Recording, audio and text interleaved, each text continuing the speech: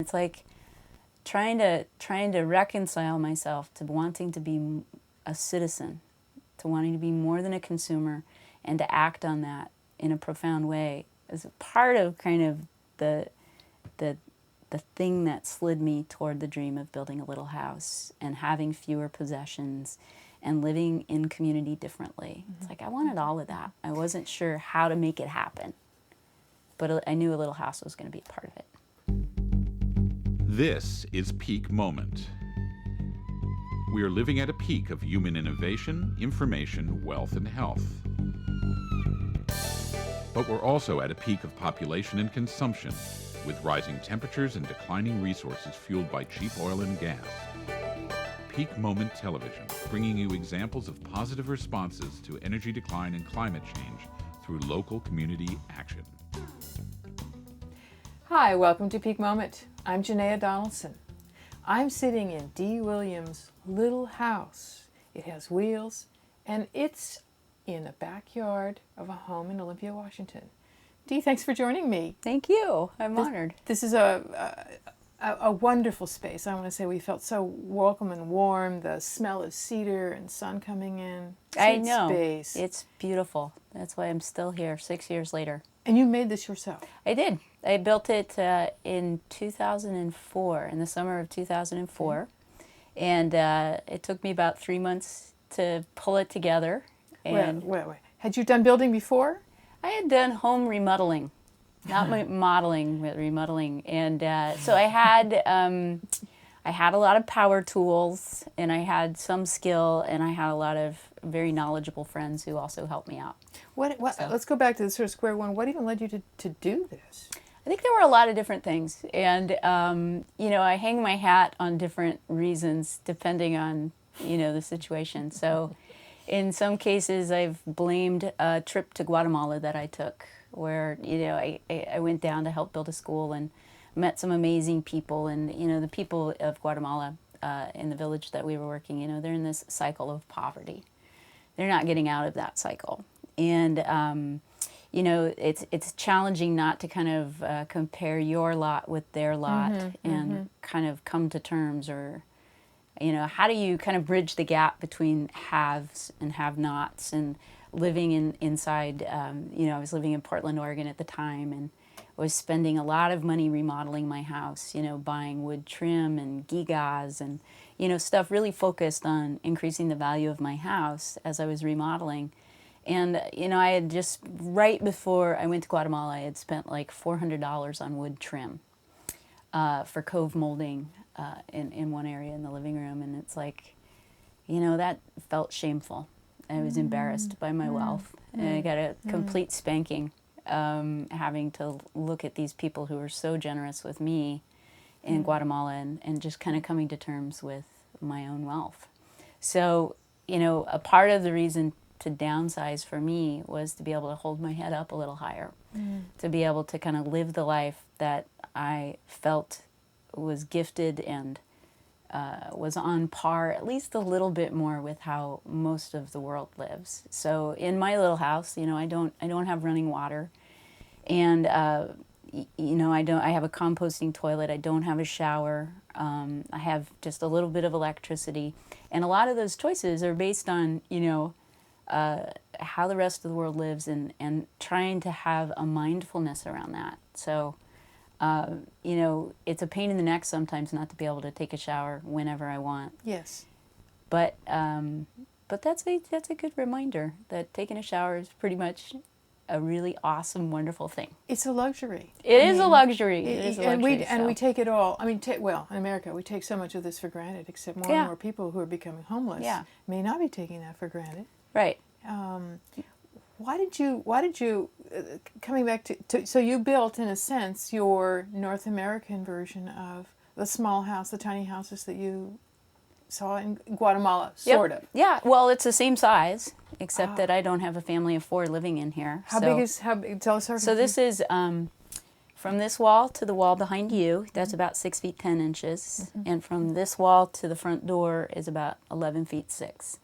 So I built it on wheels, because I wasn't sure where I was going to land. I was living in Portland, but I wanted to be in Olympia, I wanted to have the type of home that if my parents got sick and I needed to go to the Midwest, I could take my home with me. And So this is on some kind of trailer or so frame? it's like a standard utility trailer. Oh, So okay. I bought a utility trailer, and I bought a set of plans from a company called Tumbleweed Tiny House Company.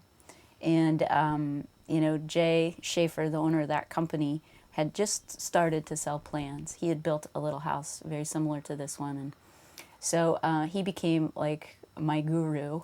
And I actually traveled to Iowa. He was in Iowa at the time, and met with him and saw his house. And, and then bought plans and then reconfigured, the inside to kind of fit my needs. But the whole idea of building something on a trailer, that was kind of Jay's, idea and inspiration for me. So, and it's been great. I mean, I think having a house that can slide into the backyard of dear friends has been an amazing bit of work for me, as far as learning to, I don't know, we have these like cultural norms about what our lives are supposed to be like, and there's a certain amount of autonomy, that we're supposed to achieve by our 40s. And, at the time I was 41 years old, and, living in somebody else's backyard felt, it was a little bit of an awkward fit, I took Kellen, he lives in the house in front of me, I took him to baseball practice one day. And we're sitting out in this field, and he's got a bunch of his buddies sitting around. We're waiting for the coach to show up. And one of his buddies, he was like 9 years old at the time, and one of his buddies is like, "Hey, are you Kellen's aunt?" I'm like, No, I live in the backyard. And this kid kind of looked at me, and he's trying to figure it out. And then it's like the light goes on, and he's like, "Oh, you're homeless." And I'm like, no, I have a house, so, I'm not homeless. But it was like, there's this notion that if you're kind of living in a certain middle class culture, then you should have certain things: your own apartment, your own house, your own car, your own job, And so deconstructing those societal norms that was a surprise for me. I wasn't expecting that was going to be a part of, living in the backyard. How has that been? It sounds like it's a challenge both for you and for other people, because you're breaking some set patterns. Yeah, I'm lucky because I live in Olympia, Washington, and all kinds of weird stuff happens in Olympia. People live in the trees. People live in little hobbit holes. I mean, it's Olympia, for God's sakes. So, as far as kind of the cultural norm in Olympia, I think I get a lot of grace around living in somebody's backyard.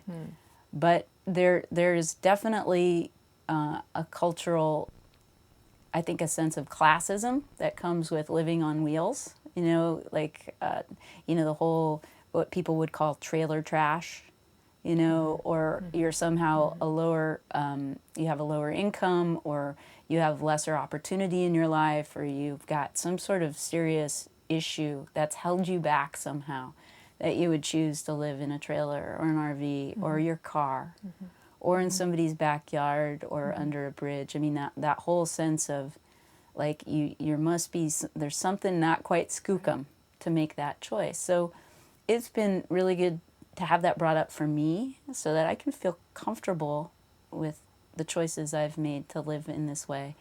And then also just kind of bend it a little bit for other people to start to see that living in community, living in somebody's backyard, living this close to an 85-year-old neighbor, this close to my friends Hugh and Annie and their kids, to get to know the neighbors on either side of them, it's like all of a sudden, my life has become richer and more complex. So you've got community. I mean, you've placed us here. Just give our viewers a sense of the property.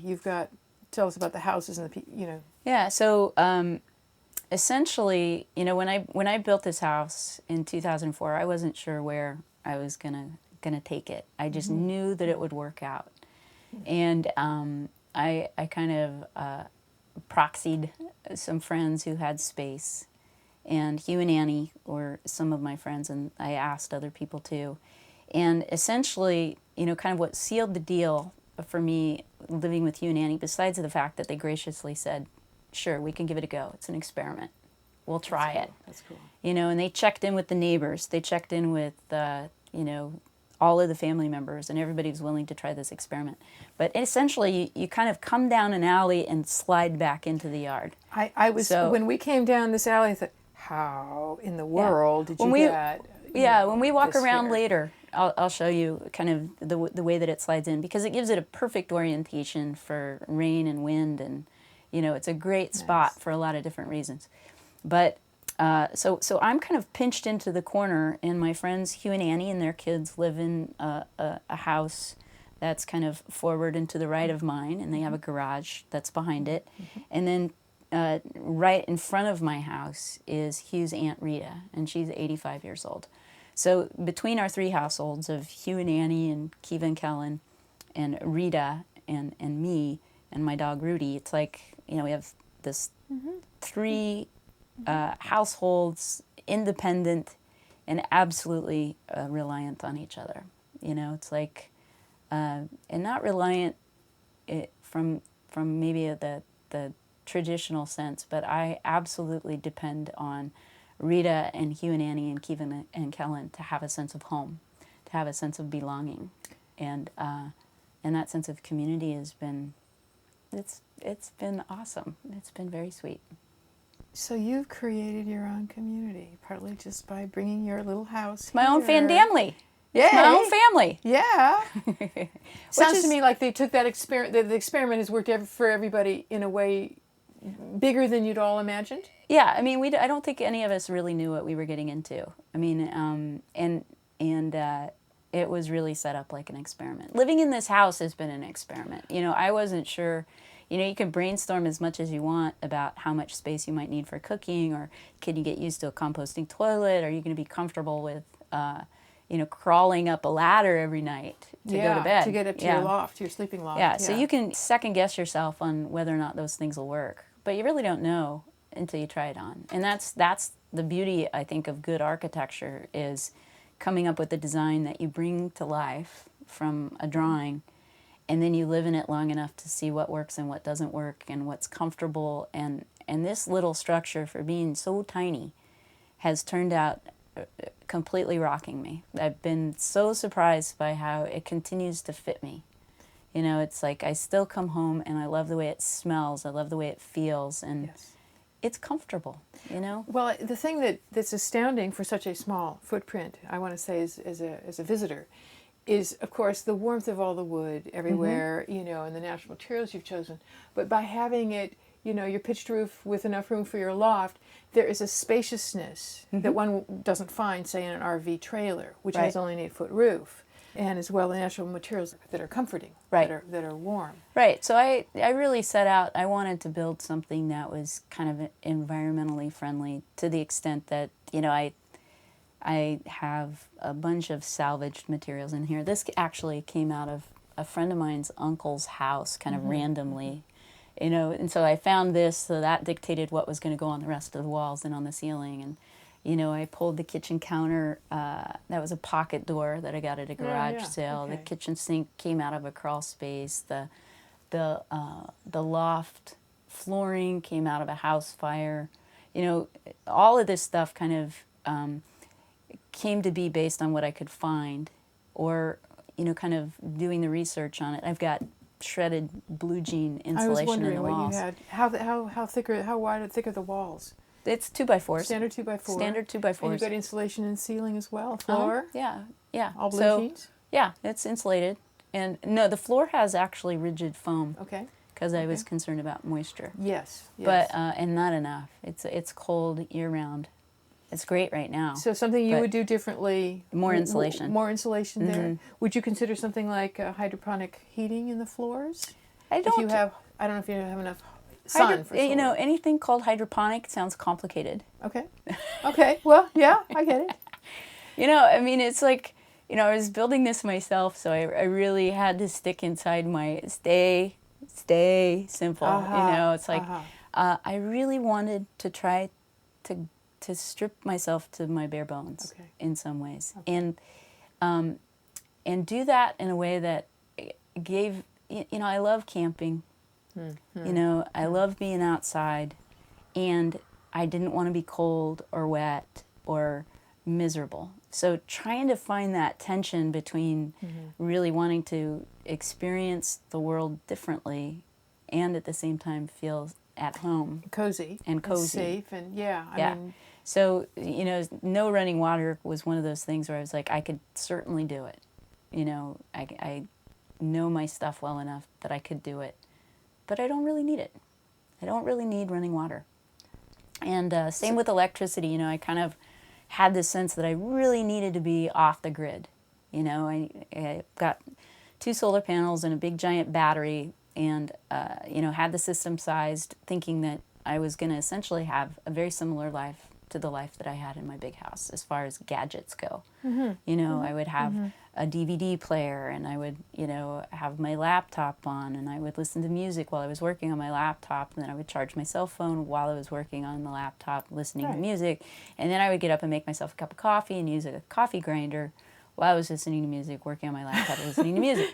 You know, it's like all of these layers of complication that I really didn't foresee changing. You know, that was a part of, you know, how I lived my life, and I just hadn't kind of played anthropologist with myself in that way. So I ended up with this photovoltaic system, the solar system, much bigger than I needed. You know, way more juice than I need. And, you know, what I typically will have on as far as electricity goes, I might charge my cell phone while I'm working on a laptop. which is nearly nothing. Nearly nothing. Hardly anything. I've got 2 lights. They're, you know, fluorescent lights. Yeah, yeah. So, you know, you can certainly build things to kind of match what you're either currently doing or what you think you're going to need. But in the long run, you know, as far as like not needing running water, I didn't need half the electricity that I plumbed in either. So you minimalized your life even further, obviously, from where you were in Portland. Yeah, It looks like. I mean, you know, there was this, you know, a bunch of other things that happened. I think in 2004, I had a friend who passed away. He had been struggling with cancer for a while, and he finally passed away in early 2004. We had just gotten into the war in Iraq. My job, you know, I'm a hazardous waste inspector, and I go to places that make stuff, that mostly manufacturing places that make everything from like tar paper to ballistic missiles. And, you know, kind of recognizing it just, I realized that you know, those products are being made for me. I'm so much a part of that equation, and I cannot, as an American, and somebody who's not even viewed, I think I'm viewed as a consumer to my government, to other people. Sure. I'm a consumer.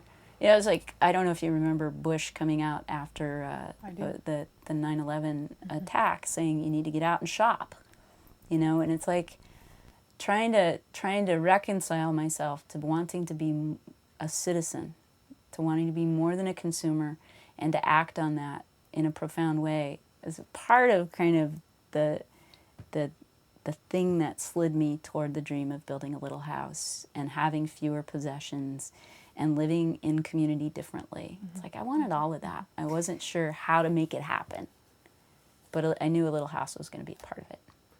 So back for in the last couple minutes here, in your little house, you didn't set up for running water, though it has plumbing. Doesn't have plumbing. My plumbing is a jug. Your plumbing is a jug of water that you bring in. Okay, but you do have electrical. I do have electrical. But you must have. Okay, so what happens with the water that I have you another catch? jug underneath. So you're just moving jugs It's in and a out. very That's sophisticated system. Yeah, jug 1, jug 2. It's called a gravity-fed system. Yes, it is. Yes. Yes, it is. Yeah. Right from the center. Yeah, exactly. And so you have to be strong enough to haul your jugs. That's Yep. about it. Yeah. And your composting toilet. What do you do with the the sawdust, the mix that's compostable? I actually put it in the trash. Okay. So I live inside the city limits, and you cannot do human manure composting inside the city limits.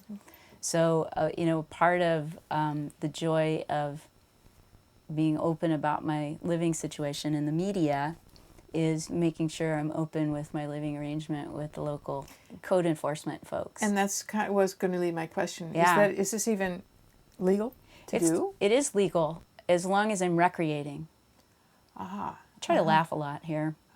Makes it sound like I'm really recreating. Yeah, Woohoo! yeah. So the way that it actually works is I invited the code enforcement folks to come and take a look around, and the city code is based kind of what they say it's based on is safety. They don't want people living in bad situations where they're going to light themselves on fire, or hurt themselves somehow, electrocute themselves. It's based on affordability. Supposedly they want to have infrastructure and systems in place that create affordable living situations for people.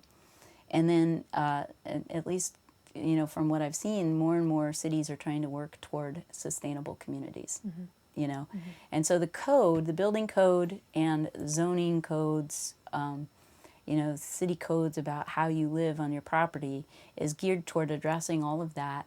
And then more than anything else, I think maintaining property values.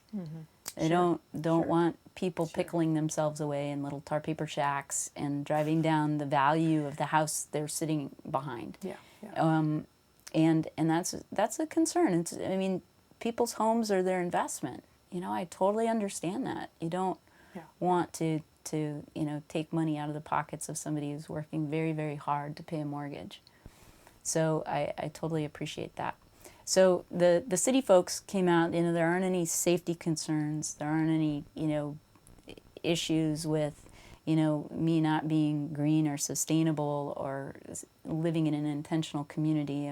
That's essentially what we're doing. And then as far as property values go, nobody's had an issue with it.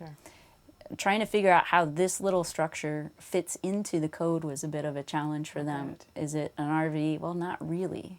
It's not manufactured. It's not a manufactured home. It's not a manufactured RV or a travel trailer. It's a little house on wheels. So it's constructed differently out of different materials. And so they ended up, the slot that they put it in was to say that they called it, I think they called it an RV. And the way the city code is written, you cannot live in an RV, but you can recreate in an RV, which is kind of it's a very open-ended.